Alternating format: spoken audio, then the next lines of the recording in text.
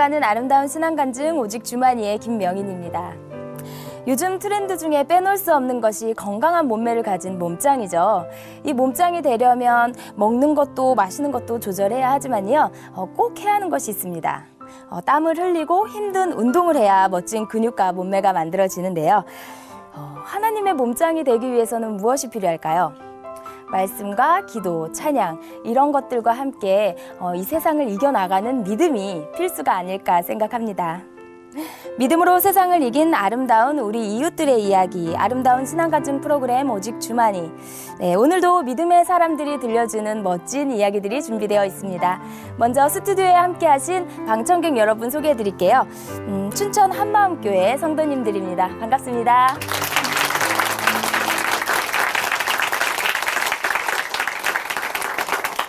네, 오늘 첫 번째 출연자 만나보겠습니다. 이분은 딸부잣집의 막내로 태어났습니다. 언니들과 나이 차이가 많이 나서요. 항상 도움을 받으면서 살았다고 해요. 그래서 작은 어려움도 견디지 못하고 이렇게 도움을 요청을 했는데요. 그런 불안하고 두려운 마음을요, 누군가를 붙잡고 꼭 이야기해야만 해결이 되었다고 합니다. 그렇게 혼자서 아무것도 할 수 없었던 그녀가 예수님을 만나게 된 사연 지금 함께 들어보겠습니다. 춘천 한마음교회 오민정 자매님 박수로 모실게요.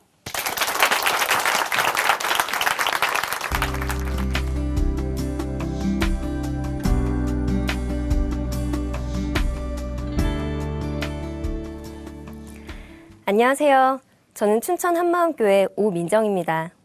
저는 감당하기에 부담스러운 일이 생기면 혼자 극복하려고 하기보다는 무조건 사람들에게 의지하려던 사람이었어요. 그러던 제가 부활하신 예수님을 만나고 이제는 사람이 아닌 예수님만을 의지하게 된 제 삶을 나누고자 합니다. 저는 딸 셋 중 막내로 태어났어요. 언니들과는 나이 차이가 많이 나서 어릴 때부터 언니들이 항상 양보를 했고 초등학교 땐 둘째 언니가 등하굣길에 가방을 들어주었어요. 학교 숙제가 어려우면 언니에게 물어봤고 그때마다 고학년이었던 언니는 쉽게 답을 해주었어요. 그러다 보니 혼자 하기 어려운 일이 생기면 엄마나 언니가 해결해 줄 거라는 당연한 기대감이 있었어요. 고등학교 땐 친구와 다툰 적이 있었는데요. 해외로 어학연수를 간 언니에게 이메일을 보내서 고민을 털어놓기도 했어요. 동생이 인간관계 문제로 힘들어하니까 지구 반대편에서 걱정을 해주며 조언을 아끼지 않는 언니 이메일이 큰 위로가 됐어요. 그러다 처음으로 가족들과 떨어지게 되었는데요. 지방에 있는 대학교에 입학하면서 집을 떠나 기숙사 생활을 하게 되었어요. 기숙사에 살면서 아침에 일어나는 것도 방 청소도 빨래도 다 제가 해야 했어요. 20살이 넘은 성인이 당연히 해야 하고 할 수 있는 일이었지만 온실 속의 화초처럼 20년을 넘게 엄마가 당연히 해주던 것을 스스로 하려니까 너무 힘들고 귀찮더라고요. 4명이서 함께 사는 기숙사 생활도 너무 불편하고 앞으로 이 생활을 4년을 해야 한다 생각하니까 눈앞이 깜깜했어요. 그래서 서울에 있는 대학교에 편입을 결심하고 지금까지 살면서 단 한 번도 해보지 않은 제 한계를 뛰어넘는 생활을 했어요. 아침 9시 수업 들어가기 전에 영어 단어 200개 외우기. 길을 걸으면서 영어 단어 외우기, 밥을 먹으면서 영어 단어 외우기. 한 학기를 친구들과도 거의 어울리지 않고 집에서 살고 싶다는 목표를 생각하며 공부했어요. 그러다 방학이 돼서 집으로 왔는데 긴장하고 절제하며 살다가 따뜻한 가족의 품으로 돌아오니까 절제된 마음이 풀어지면서 공부가 안 되는 거예요. 공부가 너무 하기 싫었어요. 하루하루 편입시험 날짜는 다가오는데 공부는 되지 않으니 마음이 불안하고 초조해서 가만히 있어도 심장 뛰는 소리가 귀에까지 들리는 거예요. 이 불안한 마음을 어떻게든 해결하고 싶은데 편입은 포기가 안 되고. 그런데 제 문제를 다른 사람에게 이야기할 때면 신기하리만큼 마음이 편안했어요. 그래서 얘기를 들어줄 만한 사람들에게 계속 제 얘기를 했어요. 가장 가까이에 있는 엄마와 언니에게는 아침에 눈을 뜨자마자 다가가 얘기했는데요. 대화라기보다는 엄마와 언니를 붙들고 하소연을 하는 거였어요. 하루 이틀도 아니고 매일 아침마다 똑같은 얘기를 계속 반복하니까 엄마와 언니가 너무나 지쳐하면서 더 이상 들어주려고 하지 않더라고요. 그래서 친구들을 만났어요. 친구들도 처음에는 잘 들어주었지만 다음에 만나서도 대화의 주제와 상관없이 제 문제만 얘기하니까 점점 저를 안 만나려고 했어요. 방학이 끝나고 학교로 돌아가서도 공부는 전혀 하지 않았어요. 한 번은 기숙사에서 함께 사는 친구에게 얘기를 하다가 친구가 수업 시간이 돼서 가려고 하는데 못 가게 문을 막았어요. 그 상황이 제가 생각해도 말도 안 되는데 얘기를 하지 않으면 불안해서 견딜 수가 없는 거예요. 도망치듯 방을 뛰쳐나가는 친구를 붙잡기 위해서 기숙사 3층에서 1층까지 따라가다가 정문에서 더 이상 쫓아갈 수가 없어서 다시 방으로 돌아왔어요. 불안한 마음을 어찌해야 할지 몰라서 안절부절하다가 시체처럼 누워있기만 했어요. 6개월이 넘게 불안에 떨다가 편입시험이 끝나고 나서야 불안함이 사라졌어요. 그 후에 학교에서 교환학생 공고가 나서 지원을 했는데 제가 뽑혔고 캐나다로 어학연수를 가게 되었어요. 캐나다에 가기만 하면 영어 말문이 저절로 트일 줄 알고 아무런 준비도 없이 갔는데 생각한 것과는 전혀 달랐어요. 홈스테이 집이 학교에서 너무 멀었고 집주인이 나이 드신 노부부였는데 예상한 것과는 다른 환경에 또 불안해지기 시작했어요. 그래서 불안한 마음과 상황을 함께 간 대학교 친구들에게 얘기했고 제 사정을 불쌍히 여긴 한 친구가 자신의 홈스테이 집에 방이 하나 남는다고 해서 친구의 집으로 옮겼지만 한 번 시작된 불안한 마음은 멈춰지지가 않았어요. 저를 도와주려고 한 친구에게 불안한 마음을 늘어놓으면서 아무것도 못하게 하고 계속 얘기를 들어달라고 뗐으니까 나중에 친구는 제가 일어나기 전에 집을 나가서 밤 늦게서야 들어왔어요. 시간과 돈을 들여 공부하려고 먼 곳까지 왔는데 계속 방해하니까 그럴 만도 싶겠다 하면서도 아무에게도 의지할 수 없는 상황이 너무 외롭고 불안했어요. 그래서 말이 잘 통하지는 않았지만 홈스테이 주인에게 얘기했어요. 자신의 집에 사는 학생이 힘들어하니까 처음엔 정성껏 얘기를 들어주었는데 어느 날부터 아침과 저녁에 그 사람들을 볼 수 없었어요. 집이 2층 집이었는데요. 저를 피해서 2층에서만 생활하시더라고요. 불안한 마음을 어떻게든 해결하고 싶어서 병원에 찾아갔어요. 의사는 향수병이라고 하면서 저를 돌려보냈고 아무도 얘기를 들어줄 사람이 없게 되자 먹기 시작했어요. 먹는 동안에는 불안하지 않았거든요. 아침에 일어나서 자기 직전까지 먹었어요. 길을 걸어가면서도 버스에서도 먹었어요. 점점 옷이 안 맞기 시작하더니 어느 날 바지 지퍼가 터져서 옷을 안 살 수가 없더라고요. 4개월 만에 살만 12kg가 찐 채 한국으로 돌아왔어요. 집에 돌아오니 불안한 마음이 사라지고 한식을 먹으니까 살도 자연스레 빠지더라고요. 그러다 불안 증세가 또 나타나기 시작했는데요. 바로 졸업을 앞두고였어요. 1학년 때는 공부도 안 하던 친구들이 취업 스터디다, 토익 스터디다 하면서 열심히 준비하는 모습을 보니까 아무것도 준비하지 않은 제 모습이 보이면서 갑자기 두렵고 불안한 마음이 쓰나미처럼 몰려왔어요. 사실 졸업을 앞두고 사회로 나가야 한다는 부담은 누구에게나 있잖아요. 그런데 전 그 압박감을 견디지 못하겠더라고요. 해야 하는 취업 준비는 하지 않은 채 얘기를 들어줄 사람들을 찾아 나섰어요. 그때 고시원에 살고 있었는데 학생들이 참 많았어요. 식당에 가보니 혼자 밥을 먹고 있는 학생이 있길래 처음 본 학생에게 슬쩍 다가가서 얘기를 했더니 자신이 잃은 것 마냥 들어주는 거예요. 얘기를 잘 들어주니까 마음이 확 열리면서 그 학생의 방까지 쫓아갔어요.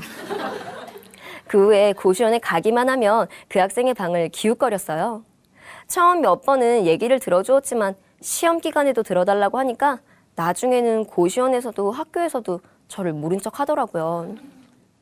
결국 불안에 떨며 대학 생활을 마쳤어요. 백수가 되어 집에서만 지내다가 졸업하고 1년 정도 후에 처음으로 직장을 갖게 되었어요. 그런데 직장에 가면서부터 또 불안해지기 시작했어요. 다른 사람의 비위를 맞춰본 적이 없었는데 직장 생활을 하면서 상사의 눈치를 보는 게 너무 힘들고 불안했어요. 첫 직장을 갖기까지 시간이 오래 걸렸기 때문에 함부로 관둘 수도 없고 그래서 직장 생활을 먼저 시작한 친구들에게 얘기를 했어요.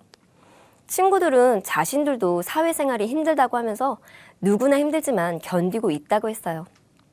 그런데 친구들의 얘기는 귀담아 듣지도 않고 또 연락을 해서 똑같은 얘기를 했어요. 결국 한 달 만에 회사를 관두고 나서야 불안함이 사라졌어요.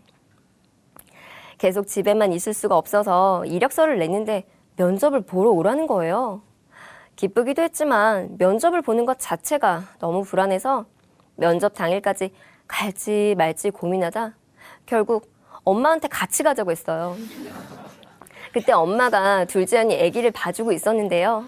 걷지도 못하는 조카를 들쳐 업고 셋이서 지하철을 타고 가는데 지금 뭐 하는 건가 싶으면서도 엄마가 함께 가주니 그래도 안정이 되더라고요. 면접을 보고 나서 1층 햄버거 가게에서 기다리고 있는 엄마를 보니 눈물이 났어요. 다 큰 딸, 면접까지 따라와주는 엄마의 마음이 보이니까 너무 죄송했어요. 다행히 다른 직장을 가게 됐는데 그곳에선 잘 적응했어요. 그리고 얼마 되지 않아 남자친구를 사귀게 되었어요. 한 번은 똑같은 핸드폰을 구매했는데 어떻게 쓰는지를 모르겠더라고요. 남자친구가 다 해주길 바랬는데 잘 알려주지 않고 스스로 해보라는 말에 너무 화가 나는 거예요. 그렇게 자주 싸우다 보니 헤어지게 되었어요. 마음의 준비가 되지 않은 채 헤어지고 나니까 또 불안해지더라고요. 다시 만나자고 할 용기는 없고 그 대신 사람들에게 또 얘기했어요. 엄마는 너가 뭐가 부족해서 그러냐고 하시다가 앞으로 결혼해도 어떻게 변할지 모르니까 그냥 결혼하지 말고 평생 혼자 살라고 하셨어요. 그러다 평소에 잘 만나지 않던 언니에게 연락을 했어요. 언니는 예쁘고 경험도 많을 것 같아서 헤어진 남자친구 돌아오게 하는 방법을 알고 있을 것 같았거든요. 그런데 오랜만에 만난 언니가 얘기를 한참 듣더니 제가 원하는 대답이 아닌 예수님에 대해서 얘기하는 거예요. 언니는 너가 만일 2000년 전에 이스라엘에 살았는데 예수라는 한 이웃집 청년이 갑자기 내가 하나님이다, 내가 예언된 메시아다 한다면 믿을 수 있겠니? 묻는데 쉽게 대답을 하지 못했어요. 왜냐하면 한 번도 생각해 본 적 없는 질문이었거든요. 그리고 이 땅에 실제로 사람으로 살았던 예수님이 죽으시고 부활했다는 거예요. 그 부활이 제 문제의 답이라는 거예요. 그런데 저도 교회를 간 적이 있어서 부활을 모르는 게 아니었거든요. 부활? 나도 모르는 거 아닌데. 그런데 2000년 전에 예수님이 부활하신 게 지금 당장 내 문제를 어떻게 해결해 준다는 거지? 그 말이 전혀 적용이 되지 않아서 마음이 더욱 답답해졌어요. 언니에게 또 연락을 했어요. 당연히 불안한 마음을 해결하기 위해서 얘기를 했죠. 그런데 언니도 예수님 얘기를 또 하는 거예요. 언니와 만날 때마다 둘이 똑같은 얘기만 했어요. 저는 제 얘기, 언니는 예수님 얘기. 그래도 언니가 해주는 예수님 얘기를 듣고 있으면 마음이 편안해져서 계속 언니를 찾게 됐어요. 그런데 다른 사람들처럼 언니도 저를 만나주지 않고 피할까 봐 불안했어요. 더 이상 만나자고 하지 말고 불안할 때마다 들으려고 언니가 하는 말을 녹음하기도 했어요. 다음에 만나도 언니는 똑같은 예수님 얘기를 할 테니까 만나서 듣는 거나 녹음한 걸 듣는 거나 다름없으니까 말이죠. 그런데 언니는 저에게 지쳐 떨어져 나간 다른 사람들과는 완전 달랐어요. 제가 불안하다고 얘기하면 예수님이 죽으시고 부활하셔서 저의 주인이 되어주셨다고 하고, 그래도 불안하다고 하면 예수 보혈, 예수는 나의 주를 외치라고 했어요. 어느 날 언니가 가르치는 학생이 위인전에서 예수님을 찾았다며 책에서 예수님이 부활했다고 나왔다는 거예요. 부활이란 말은 다시 살아났다는 말인데 다시 살아났다면 그분은 지금 어디에 계시는 거지? 이런 생각이 들더라고요. 집에 가서 언니가 해준 얘기를 곰곰이 생각해보다 예수님이 사람이었다는 것이 실제가 됐어요. 성경 속에서만 있는 예수님인 줄 알았는데 성경 속 예수님이 지금 내가 살고 있는 이 땅에 실제로 살았던 4대 성인 중 한 사람으로 역사에 기록이 되어 있더라고요. BC와 AD를 나누는 기준도 예수님이셨어요. 예수님이 진짜 있었다는 사실이 너무나 놀라웠어요. 그런데 예수님이 부활했다는 게 갑자기 떠오르는 거예요. 저는 속으로 계속 되뇌었어요. 사람은 절대로 죽었다가 다시 살아날 수 없는데, 이 지구상에서 죽었다가 다시 살아난 사람이 있다면 전 세계 모든 미디어가 그 사람을 취재하러 갔을 테니까 내가 모를 리였고, 모든 걸 가졌던 진시황제도 불로장생을 꿈꿨지만 결국 죽었고, 이 지구상 그 어느 누구도 죽었다가 다시 살아난 사람이 없는데 예수님이 부활하셨다면 그분은 정말 하나님이시구나 했어요. 저에게 처음으로 복음을 들려주었던 언니가 했던 말을 이제 알아들은 거예요. 부활을 알고는 있었지만 부활하신 예수님이 누구신지는 생각해 본 적이 없었어요. 예수님이 죽으시고 부활하셔서 저의 주인이 되어주셨는데 전 한 번도 예수님을 제 마음의 주인으로 믿어본 적이 없었어요. 그러고 보니 제가 항상 불안했던 이유가 상황과 환경 때문이 아니라 제가 주인이었기 때문이었어요. 제가 주인 되어 제가 원하는 대로 되지 않으면 불안했던 거였어요. 불안한 마음을 사람들에게 끝도 없이 얘기했지만 왜 단 한 번도 그걸로 해결된 적이 없었는지 알겠더라고요. 부활이 제 문제의 답이라고 했던 언니의 말을 이제서야 알게 됐어요. 부활로 예수님이 하나님이심이 확증되고 내가 주인 되어 전부라고 생각했던 것들이 아무것도 아닌 게 알아지니 이제껏 예수님을 주인으로 믿지 않고 내가 주인 되어 살아왔던 죄를 회개하고 예수님을 제 마음의 주인으로 영접했어요. 예수님을 마음의 주인으로 믿게 된 후에 가장 크게 달라진 건 이제 더 이상 불안하지 않다는 거였어요. 불안할 만한 상황에도 정말 불안하지 않았어요. 한 번은 회사에서 팀장님이 정해주는 주제로 직원들 20명 앞에서 발표를 하게 되었어요. 예전 같았으면 불안해서 밤잠을 설쳤을 텐데 내게 능력 주시는 자 안에서 내가 모든 것을 할 수 있다는 말씀을 붙잡고 예수님을 의지하면서 준비하니까 발표를 잘 마쳤어요. 얼마 전엔 평생을 잘 아프지 않으셨던 부모님께서 연이어 아프신 적이 있어요. 아빠는 사고로 발등이 찢어지셨고 엄마는 맹장이 터지신 거예요. 갑자기 수술하신다기에 놀랐지만 지체들에게 중보기도를 요청하고 엄마에게 달려갔어요. 걱정이나 불안함보다는 복음이 제 안에 가득해서 수술을 마치신 엄마에게 저도 모르게 복음을 전했어요. 그 자리에서 엄마는 예수님을 믿겠다고 하셨어요. 그리고 제가 방 청소와 빨래가 하기 싫어서 편입하려고 했잖아요. 지금은 방 청소는 당연히 제가 하고요. 씻기지도 않았는데 설거지도 하고 주방도 깨끗하게 치워놔요. 엄마가 말끔히 치워놓은 주방을 보시고는 이제 시집가도 되겠다 하면서 흐뭇해 하시더라고요. 예전에는 언제 변할지 모르니까 평생 결혼하지 말고 혼자 살라고 하셨던 엄마가 그렇게 말씀하시니까 이제 시집가도 되는구나 싶더라고요. 더 이상 제 걱정이 안 되시나 봐요. 예수님을 믿고 나서 우리 집에서 매주 작은 교회 예배를 드렸어요. 그런데 4살인 조카가 계속 방에 들어오려고 해서 방해하지 않기로 약속을 하고 함께 예배를 드렸어요. 사실 조카가 너무 어려서 복음을 전할 생각조차 못했는데 일꾼 언니가 조카에게 복음을 전하는 거예요. 유치부 암송 말씀도 몇 번 따라 했는데 몇 주가 지난 뒤에도 줄줄 외워서 너무나 놀랐어요. 집에 있을 때마다 찬양을 불렀더니 그것도 따라하는 거예요. 어느 날은 언니도 따라하더라고요. 저 때문에 늘 불안했던 우리 집에 찬양이 흘러넘칠 줄은 상상도 못했는데 제가 변하니까 집안 분위기도 달라졌어요. 어느 날 언니가 직장 생활이 힘들다며 문자를 보냈더라고요. 언니가 힘들다고 하니까 마음이 아팠지만 어떤 격려의 말보다 하나님 말씀이 최고라는 생각에 말씀 문자를 보내주었어요. 그런데 또 힘들다고 하더라고요. 그래서 또 말씀 문자를 보내주었죠. 가끔 언니가 좋아하는 커피를 기프트콘으로 보내주면 교환한 커피를 사진으로 찍어서 고맙다며 제게 보내주기도 했어요. 의지하고 기대는 관계가 아닌 친구처럼 편안한 사이가 됐어요.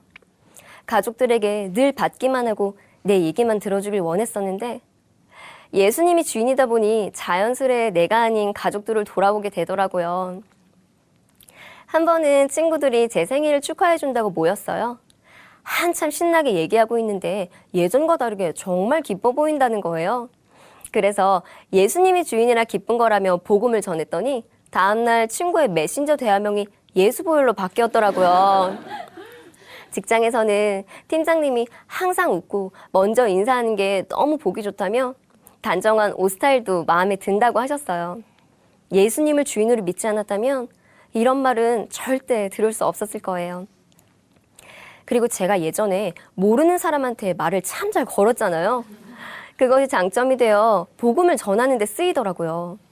택시기사 아저씨에게도, 운전면허 학원 강사에게도, 일본으로 여행을 가서 길을 물어본 학생에게도 복음을 전했어요. 언제 복음의 문이 열릴지 몰라서 우리 집 엘리베이터에서 잠깐 만난 초등학생에게도 항상 먼저 말을 걸어서 친해지려고 해요. 수영을 배우러 갔었는데요. 기존에 있던 반에 들어가다 보니까 사람들이 새로운 사람에게는 말을 안 걸더라고요.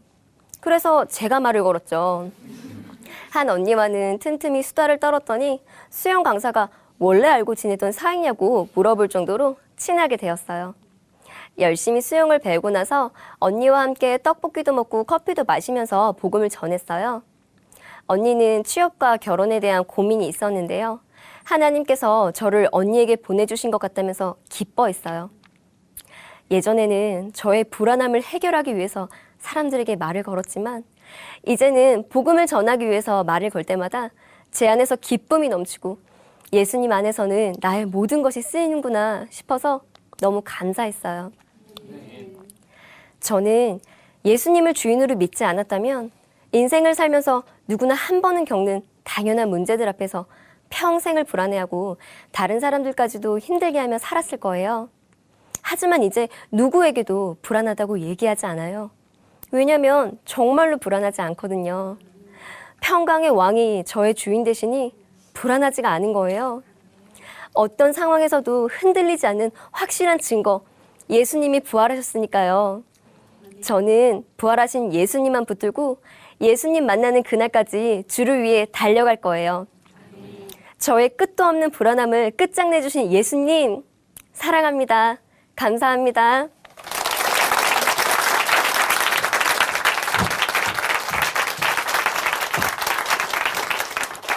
네, 간증 감사합니다. 창조주 하나님을 알고 구원자 되신 예수님을 믿는다는 것, 이거 자체만으로도 참 놀라운데요.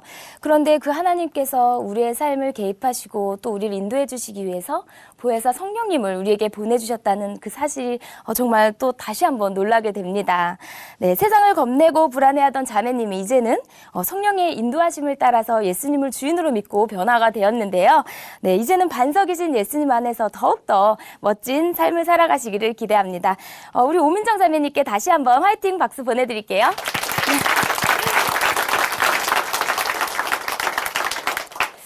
오늘도 아름다운 믿음의 고백을 통해 하나님의 은혜를 함께 나누고 있습니다. C채널과 함께하는 삶으로 열어가는 아름다운 신앙간증 오직 주만이. 네, 두 번째 간증자를 모셔보도록 하겠습니다. 살면서 누구나 한 번쯤은 스스로에게 이런 질문을 해본 적 있을 것 같아요. 나는 왜 살지? 난 지금 무엇 때문에 살고 있는 걸까? 네, 이번에 나오실 분도요, 스스로에게 이런 질문을 진지하게 해보셨다고 해요. 똑같은 사람인데 공평하지 않은 대우, 그리고 공허하고 허무한 삶, 그리고 의문 속에서요, 교회를 찾았다고 하는데요. 어떤 답을 얻으셨을지 궁금합니다. 춘천 한마음교회 조재춘 형제님 박수로 모실게요.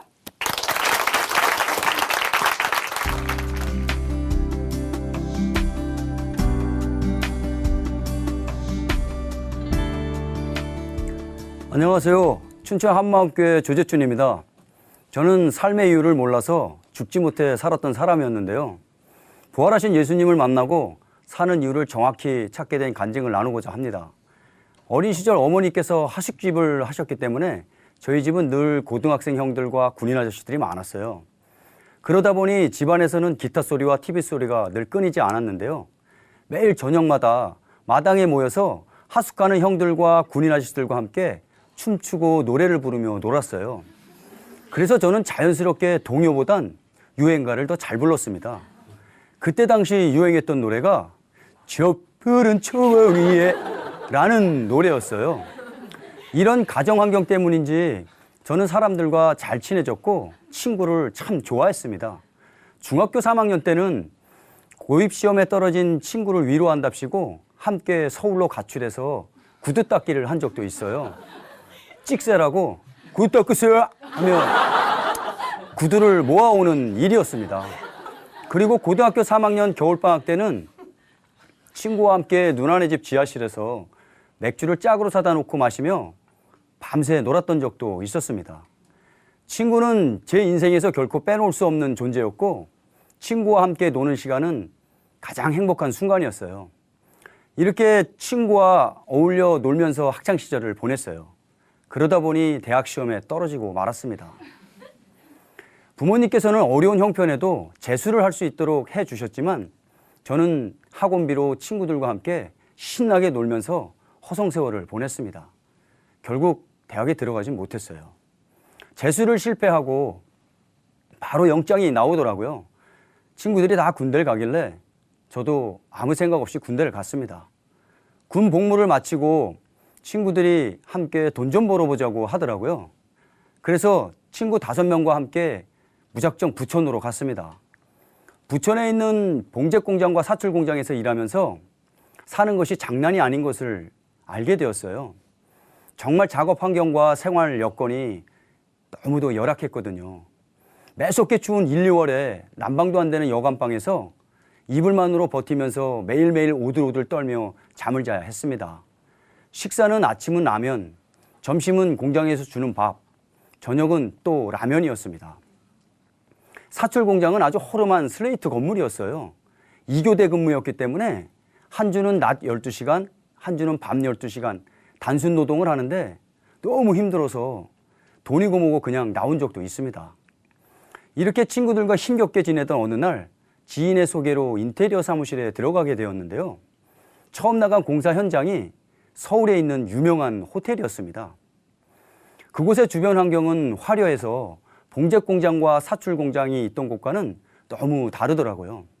호텔 하루 숙박비가 제 월급의 몇 배는 되었어요.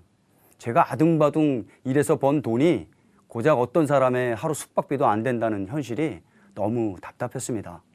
그러면서 인생이 무엇인지 고민이 되더라고요. 정말 나는 왜 살지? 도대체 인간은 무엇 때문에 왜 살아야 하는지에 대한 의문이 생기기 시작했습니다.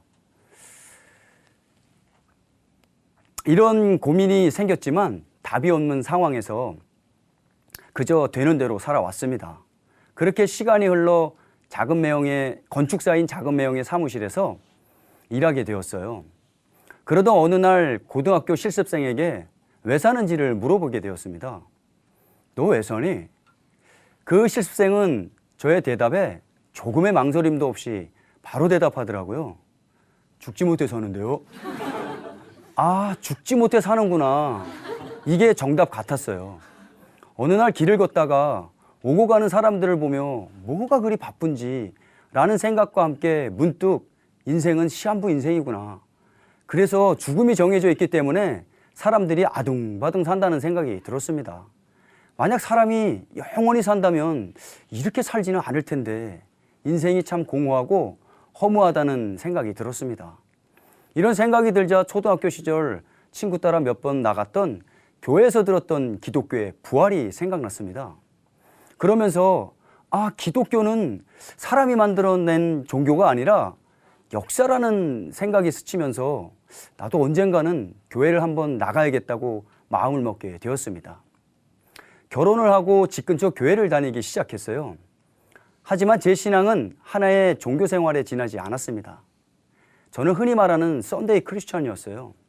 제 마음은 여전히 공허했고 삶에는 아무런 변화가 없었습니다. 그래서 저는 여전히 공허한 마음과 목마름을 채워줄 세상의 낙을 쫓아 살았어요. 제 곁에는 늘 친구가 있어야 했습니다. 그 친구와 함께 술을 마시고 포커를 하며 흥청망청 제 맘대로 살았습니다. 그런데 한 가지 저를 힘들게 하던 것이 있었는데요. 친구와 놀고 마시고 할 때는 정말 재밌고 즐거웠는데 친구들과 헤어지고 난 후 찾아오는 공허함과 허전함, 이것은 그 무엇으로도 채울 수가 없었습니다. 점점 더 외롭고 허무해지더라고요. 그래서 제 마음에 허무함이 커지면 커질수록 더욱 친구를 찾았고 친구들과 어울리는 시간들이 많아지면 많아질수록 제 마음은 이상하게도 뻥 뚫린 것처럼 점점 더 공허해져만 갔습니다. 이렇게 살다 보니 주변 사람들이나 가족들에게 관심을 가지고 배려한다는 것은 상상도 할 수 없는 일이었어요. 결혼을 했지만 제가 늘 독단적으로 판단, 결정하고 아내에 대한 관심은 전혀 없었습니다. 제가 얼마나 아내에게 대한 관심과 배려가 없었냐 하면요. 아내가 아이를 임신해서 출산할 때까지 매일 밤늦게 술을 마시고 포커 게임을 하면서 흥청망청 놀았어요. 아내가 둘째를 출산하던 날, 그날도 밤 늦게까지 포커를 하는데 집에서 갑자기 전화가 온 거예요. 양수가 터졌다고. 그래서 부랴부랴 포커판을 뒤로 한 채 집으로 향했습니다. 제가 교회를 다니면서 들었던 간증이 하나 있는데요. 어느 임산부가 5kg 가까이 되는 아이를 기도로 수술하지 않고 자연분만 했다는 거예요. 이상하게 이런 것은 믿음으로 화합이 잘 되는 거 있죠? 그래서 저도 절대 수술하지 않는다라는 굳건한 믿음으로 새벽 2시에 양수가 터진 아내를 데리고 늘 다니던 산부인과 병원에 갔습니다. 양수가 터진 것뿐만 아니라 문이 열려 있는 상태라서 의사 선생님께서는 수술을 해야 할 것 같다고 하더라고요. 그런데 저에게 믿음으로 화합된 임산부의 간증이 있었잖아요. 그래서 저는 의사 선생님께 물었죠. 수술하지 않으면 안 되나요? 그런데 저의 물음에 의사 선생님께서는 차라리 반에서 꼴등하는 아이를 서울대를 보내달라고 하세요 하며 화를 내는 거예요. 제가 뭐라 했나요? 저도 순간 화가 나더라고요. 그래서 그럼 하지 마세요. 그러며 분만실에 누워있는 아내에게 야 가자. 그리고 아내를 어깨에 들쳐매고 2층 계단을 걸어 내려왔습니다. 결국 인근에 있는 대학병원 응급실로 가서 3시간 정도의 재검과 진통 끝에 수술하지 않으면 안 될 상황이 되어서 저는 수술 동의서에 사인을 할 수밖에 없었습니다. 그리고 대기실에 나와 앉아 있는데 제 모습이 참 한심해 보였어요. 그래도 기도는 하게 되더라고요. 하나님 잘못했습니다. 제 마음대로 아내를 너무 힘들게 한 거 용서해 주세요. 이렇게 회개를 하고 수술을 하나님께 맡기는 기도를 정말 간절히 했습니다. 그런데 기도가 끝나자마자 수술문이 확 열리면서 간호사가 수술하지 않아도 돼요! 외치고 급히 들어가는 거예요. 나중에 아내에게 들은 얘기인데 수술대에 눕고 의사가 마취 주사를 놓으려고 하는 순간에 아이의 머리가 나와서 간호사들이 웬일이니 하며 아이를 급하게 받았다고 합니다. 이렇게 해서 결국 자연분만을 하게 되었습니다. 그러던 어느 날 한마음교회 목사님과 전도사님께서 우사를 교회로 변경하는 문제 때문에 저희 사무실에 오셨어요. 설계를 하기 위해서 현장 답사를 하게 되었는데 이게 한마음교회를 처음 방문하게 된 계기였습니다. 그로부터 3년 뒤 저희 사무실에서 설계하고 감리하던 공사 현장에서 건축주의 직원이었던 한 자매를 만나게 되었어요. 건축주는 굉장히 까다롭고 피곤했던 사람이었는데요. 그런 건축주 밑에서 일하는 사람이라고 생각할 수 없을 정도로 그 자매는 너무 친절하고 늘 웃는 모습이었어요. 어떻게 저런 사람 밑에서 기쁘게 일할 수 있을까? 전혀 스트레스가 없는 사람처럼 보였습니다. 그리고 그 자매는 저를 만날 때마다 교회 이야기가 아니라 예수님 이야기를 해주었어요. 그래서 어느 교회를 다니냐고 물어보았죠. 그런데 자매가 다니는 교회가 3년 전에 용도 변경을 했던 한마음교회라는 거예요. 그 자매의 모습이 너무 좋았기 때문에 저는 자연스럽게 한마음교회를 가보게 되었습니다. 제가 처음 왔을 때 성도들이 교회에서 간증을 참 많이 했는데요.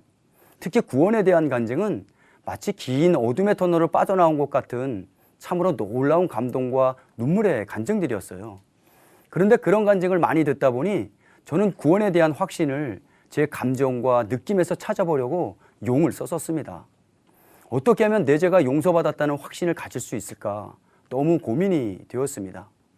그런 가운데 부활의 복음을 듣게 되었어요. 어느 주일날이었는데요. 마가복음 2장에서 예수님께서 중풍병자를 고쳐주시는 장면이 있는데요. 예수님이 중풍병자를 앞에 두고 병을 고쳐주시겠다는 말씀을 하지 않고 내 죄가 사함을 받았다는 말씀을 하시는 것입니다.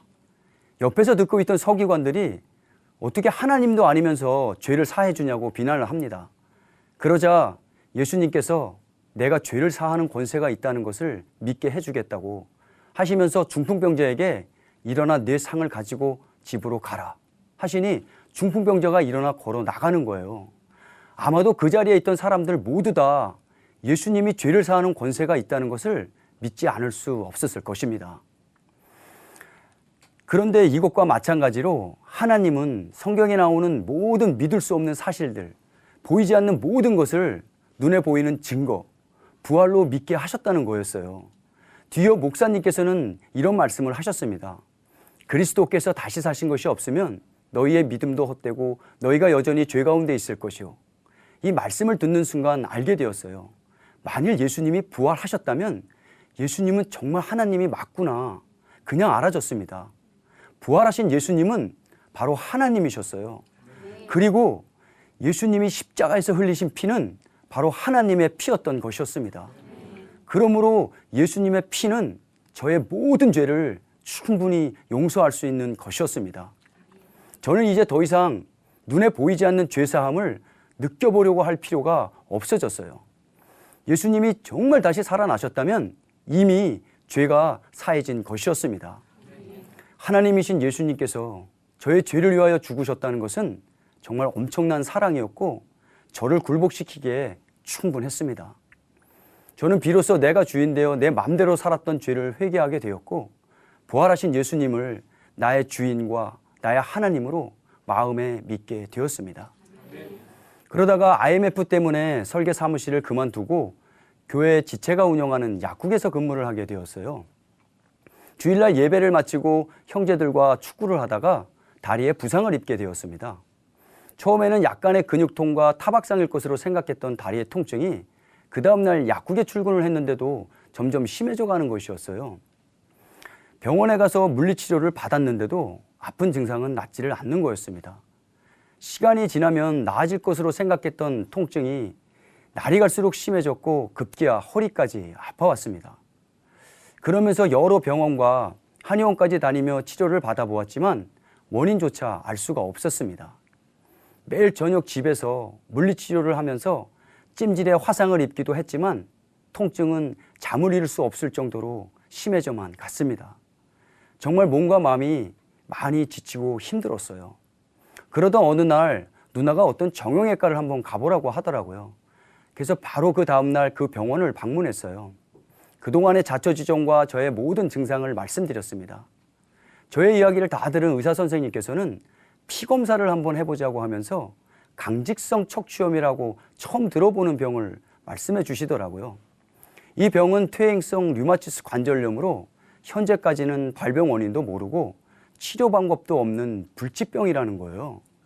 또한 척추뼈가 통증과 함께 천천히 굳어지며 염증이 폐로 전이될 경우에는 생명에도 치명적일 수 있는 우울한 병이라고 했습니다.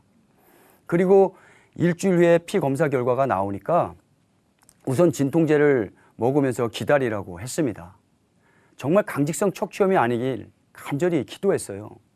그리고 일주일 후에 피 검사 결과를 보러 갔는데요. 결과는 강직성 척추염이었습니다. 그때 아내가 참 많이 울었습니다. 그런데 저는 오히려 담담하더라고요. 저는 일단 이 사실을 약국 지체들에게 알렸어요. 그 당시 약국장이었던 형제가 혹시 모르니까 개인 병원이 아닌 대학병원에 가서 다시 한번 검사를 해보라고 권유해 주더라고요. 그래서 대학병원과 서울에 있는 척추 전문센터를 방문해서 다시 검사를 받아보았지만 역시 결과는 강직성 척추염이었습니다. 과도한 진통제 복용으로 위장까지 쓰리고 아파오기 시작했어요. 제가 만일 예수님을 몰랐다면 이제 내 인생 끝이구나. 답이 없는 상황에서 자포자기 했을 것입니다. 옛날과 같이 매일 술과 담배에 쩔어 살면서 원망하고 불평하며 살았을 거예요. 지금 생각하면 아찔합니다. 이 일을 통해서 제가 분명하게 알게 된 것이 있었는데요. 제가 예수님을 믿을 수 있는 것은 제 병고침에 있는 것이 아니라 예수님이 부활하셨다는 사실이었습니다. 어떠한 상황과 환경 속에서도 예수님만을 믿을 수 있는 확실한 증거, 부활이 있다는 것이 너무 감사했어요. 하지만 육체의 고통은 매일 아침 잠자리에서 일어날 때마다 저를 참 우울하게 만들었습니다. 우울한 감정이 생길 때마다 부활하신 예수님을 생각하며 파스와 진통제로 버티면서 약국 생활을 할 수 있었어요. 그러던 어느 날 아침이었어요. 저희 집과 약국의 거리는 자동차로 20-30분 정도 걸리는 거리여서 늘 출퇴근 때마다 자동차에서 요한복음 테이프를 듣고 다녔거든요. 그날도 다른 날과 마찬가지로 요한복음 테이프를 들으며 출근하는 중이었는데 한 중간쯤 갔을까? 한 말씀이 저에게 그대로 들어왔습니다. 꼭 누군가 제 귀에 콕 집어넣어주는 것 같았어요. 그 말씀은 바로 요한복음 6장 63절 말씀이었는데요. 살리는 것은 영이요 육은 무익하니라. 내가 너희에게 이른 말이 영이요 생명이니라. 이 말씀을 통해서 육체는 어차피 썩어져 흙으로 돌아가는 순간적인 것이지만 사람의 영혼은 영원하다는 사실이 비춰졌어요. 그 순간 육체의 고통, 우울한 감정과 힘겹게 싸우던 제 마음에 자유함이 임하는데요. 너무 기쁘고 감사했습니다. 그러면서 하나님께서 주신 진정한 축복은 이 땅에 썩어질 부와 명예로 잘 먹고 잘 사는 것이 아니라 썩지 않는 영원한 생명인 것을 알게 되었습니다. 정말 나는 부활하신 예수님 때문에 영원한 생명을 가진 자가 되었구나. 이 감격이 물밀듯이 밀려왔습니다. 예수님의 부활이 나의 부활이 되고 이 부활이 얼마나 큰 소망과 능력인지 경험할 수 있었습니다. 물론 질병의 현상은 아직도 남아 있습니다. 하지만 더 이상 현상에 따라 마음이 요동되지 않습니다. 무엇이 순간적이고 무엇이 영원한 것인지 눈이 떠졌으니까요. 그리고 이제 저는 친구들에 대해 더 이상 연연하지 않습니다. 공허하고 외로운 마음을 친구를 통해서 채우려고 했지만 그러면 그럴수록 더 허무해져 갔던 저의 마음은 순간적인 것들로는 결코 채워질 수 없다는 것을 깨닫게 되었어요. 이제는 저의 영원하신 친구가 되신 예수님과 교회 공동체 안에서 항상 기쁘고 행복한 나날을 보내고 있습니다. 이제 저는 때를 얻든지 못 얻든지 부활의 복음을 전하며 살고 있습니다. 이 땅에서 영원한 것이 인간의 영혼밖에는 없는데 이 귀한 영혼들이 저처럼 이 세상이 전부인 줄 알고 허무한 마음에 쓰러져가는 모습이 보이더라고요. 예수님의 부활을 통해서 영원한 세계가 있다는 것을 알려주고 싶은 간절한 마음이 생겼습니다. 사무실에서도 현장에 나가서도 설계 상담을 하면서도 늘 이 복음을 전하다 보니 소장님께 미움을 받는 일도 많았는데요. 지금은 소장님께서도 예수님을 믿게 되셔서 오히려 복음 전하는 일을 도와주고 계십니다. 저는 보이는 이 세상이 전부인 줄 알고 공허한 마음에 힘들어 했었습니다. 그러나 부활하신 예수님을 통해서 영원한 것을 발견하게 되었고 사는 이유를 정확하게 찾게 되었습니다. 이제 제가 사는 이유는 온 천하보다 귀한 한 영혼에게 부활하신 예수님을 전하는 것입니다. 앞으로도 부활의 증인으로 영원한 표대를 향해 끝까지 달려가겠습니다. 감사합니다.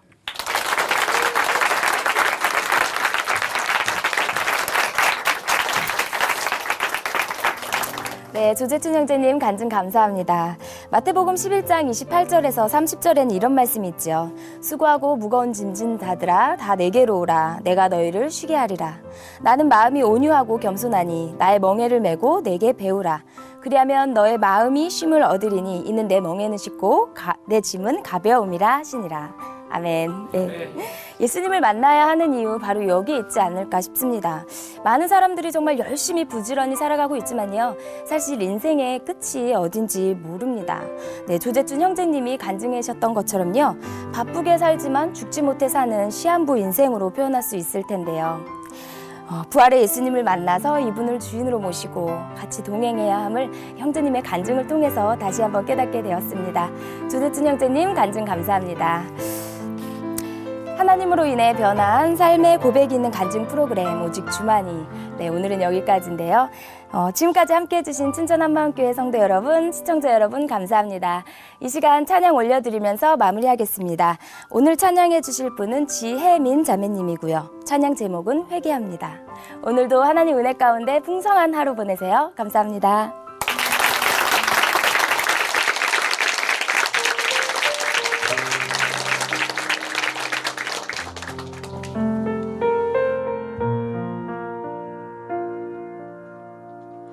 주님 앞에 나 엎드려 겸손히 무릎 꿇고 나의 모든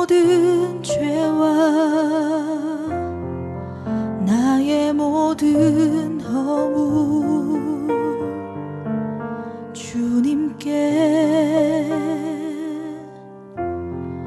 고백합니다. 주님 앞에 나 엎드려 겸손히 무릎 꿇고 나의 모든 죄와 나의 모든 허물 주님께 고백합니다. 고백합니다. 내 교만한 마음 회개합니다. 내 추악한 마음